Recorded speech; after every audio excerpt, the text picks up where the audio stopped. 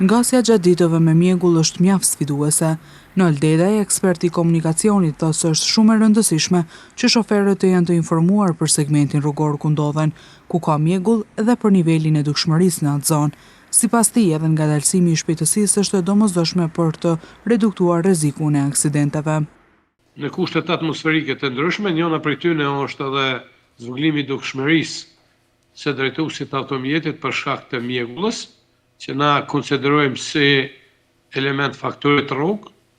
Ajo që është shumë e rëndësishme është që drejtuesi i automjetit paraprakisht është mirë me pas informacionet mbi segmentin rrugor aty ku ndodhen ose ku ka mjegull, edhe nivelin e dukshmërisë.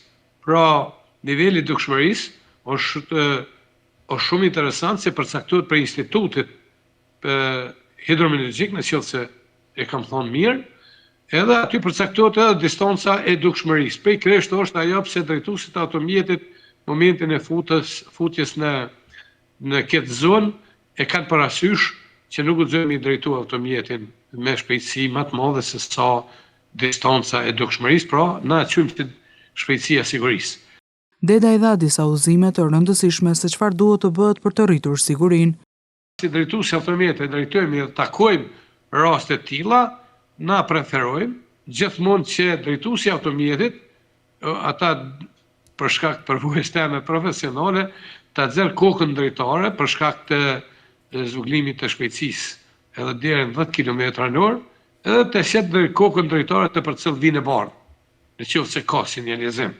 Ajo është njëna prej metodave të shmangjes së aksidenteve tek dukshmëria tej mos e zvogëluar. Pra, nëse na nuk shohim as në 10 metra. Pra, kjo zvogëlim i dukshmërisë nuk mundet me pas nuk mundet me pa rrugën as dritat e gata heq, as dritat e shkurta, as dritat e mjegullit që gjujnë tufën e drejtën deri në 35 metra. Pra, kemi një dukshmëri shumë zvogëluar, edhe pikërisht është njëna prej metodave se duhet me taku.